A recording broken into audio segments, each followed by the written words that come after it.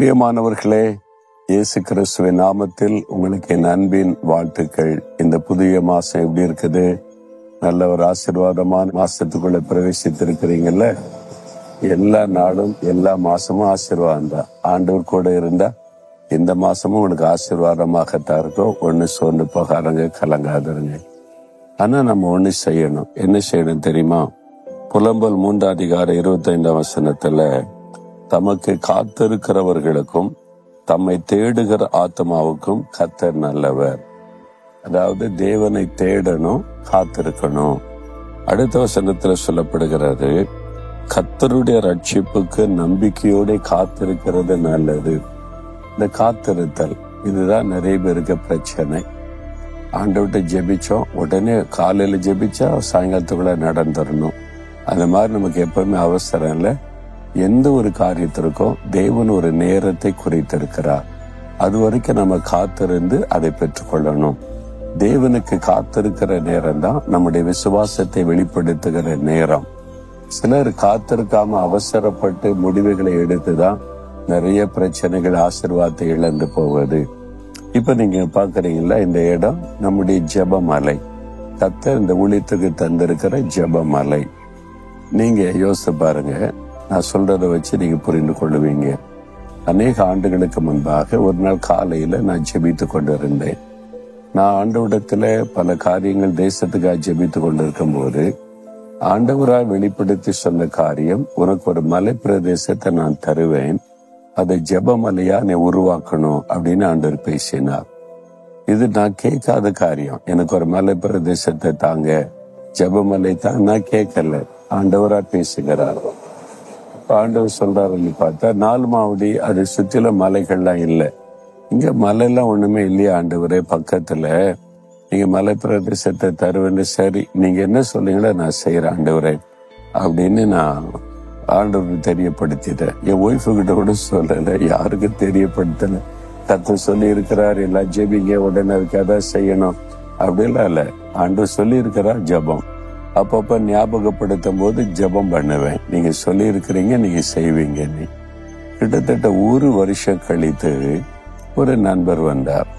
வந்து சொன்னார், குற்றாலத்துக்கு பக்கத்துல ஒரு மலை பகுதி, அது விலைக்கு வருகிறது. அவரு நல்ல கர்த்தருடைய பிள்ளைகள், ஒரு ஊழியத்துக்கு கொடுத்தா நல்லா இருக்கும்னு நினைக்கிறாங்க, நீங்க அதை வாங்கி ஜெபமலையா மாத்துங்க அப்படின்னு சொல்றாரு. இதே வார்த்தை இன்னொரு ஊழியக்காரர் வந்து சொல்லுகிறார். என்னோட ஆண்டவர் சொன்னார் 1 வருஷத்துக்கு முன்னால, இப்போ வந்து நீங்க ஜெபமலையை மாத்துங்க, இந்த மலைப்பகுதி இருக்குன்னு சொல்றாருன்னு சொன்ன உடனே கர்த்தர் சொன்னது ஞாபகத்துக்கு வந்துச்சா. சரி வாங்க போய் பார்க்கலான்னு சொல்லி, இந்த இடம் தான் கிட்டத்தட்ட 100 ஏக்கருக்கு மேல. இதுல வந்து மலையெல்லாம் ஃபாரஸ்ட் கவர்மெண்ட், அந்த டிபார்ட்மெண்ட்டுக்கு சொந்தம். இந்த பகுதியில மாத்திரம் மலை மேல நல்ல சுத்தில மலை மத்தியில நிறைய இடம், அத தனிப்பட்ட ஆளுக்கு சொந்தமான இடம் இருக்குது. ரொம்ப ஆச்சரியம். இது மாதிரி நான் பார்த்த போது மனசுக்குள்ள ஆவில ஒரு பெரிய திருப்தி, சந்தோஷம் இருந்தது. இது கர்த்தர் தெரிந்து கொண்ட இடம், ஜெபமலையை மாற்ற முடியும் என்பதை என் ஆவிலை தெளிவாய் தெரிந்தது. என்ன விலைன்னு விசாரித்த போது பெரிய விலை அது. ஏன்னா 100 ஏக்கருக்கு மேல இல்ல, 1 ஏக்கர் 2 ஏக்கர்னா சிம்பிள். 100 ஏக்கருக்கு மேலன்னு அப்படிதான் இருக்கும் விலை. அதை பார்த்த உடனே ஐயோ, இதெல்லாம் நம்ம வாங்க முடியாது. நமக்கு அன்னன்னைக்கு தேவை ஆண்டவர் சந்திக்கிறார். அந்தந்துள்ள ஆகாரம், ஊழியத்துக்கு இன்னைக்கு என்ன தேவை அதை தருவார், நாளைக்கு என்ன தேவை தருவார், அவ்வளவுதான். இப்போ இவ்வளவு பணத்துக்கு நான் எங்க போறதுன்னு சொல்லிட்டு விட்டுட்டேன் நானு. அப்ப இவ்வளவு பணம் எல்லாம் இல்லப்பா, உடனே வாங்க முடியாதுன்னு சொல்லிட்டேன் நான். ஆனா அந்த மக்கள் நிலத்துக்கு சொந்தக்காரங்க தேவனுடைய பிள்ளைகள். அவங்க சொன்னாங்க, நாங்க இந்த ஒரு நிலத்தை வித்தவரை காணிக்கல தசமபாக ஆண்டவருக்கு தான் தருவோம், அதனால தசமபாகத்தை குறைச்சிட்டு கொடுத்தா போதும் அப்படின்னாங்க.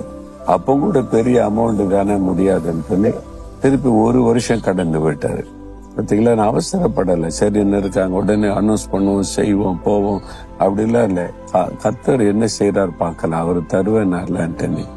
நான் ஒரு நாள் ஆண்டவர்கிட்ட போய் கேட்டேன், ஆண்டவரை நெருக்கிக்கிட்டே இருக்கிறாங்க, வாங்கிக்கொள்ளுங்க, உங்களுக்கு தான் தருவோம், உங்களுக்கு தான் கொடுப்போம்னு சொல்றாங்க, நான் என்ன பண்ணட்டும் அப்படின்னு. நம்மகிட்ட அவ்வளவு பணமும் கிடையாது, என்ன செய்யறதுன்னு. அப்ப ஆவியானவர் வந்து பேசினார். என்ன சொன்னார் தெரியுமா? ஆண்டவர் உனக்கு என்ன வெளிப்படுத்தினார்? நீ ஒரு மலை பிரதேசத்தை வாங்கி ஜெபமலையை உருவாக்குன்னு சொன்னாரா? இல்லையா? அப்படி சொல்லலையே. அப்ப என்ன சொன்னார்? நான் ஒரு மலை பிரதேசத்தை உனக்கு தருவேன், ஜெபமலையா உருவாக்கினார். அவரு தானே தருவேனாரு. வாவையில உருவாக்குறதா, தர்றது அவருடைய ஆமா, அப்படிதான் சொன்னாரு. பிறகு என்ன, நீங்க தந்தா நான் செய்யறேன்னு சொல்லு. ஆவியான ஒரு அழகா வழி நடத்தின. அதுக்குதான் காத்திருக்கணும்.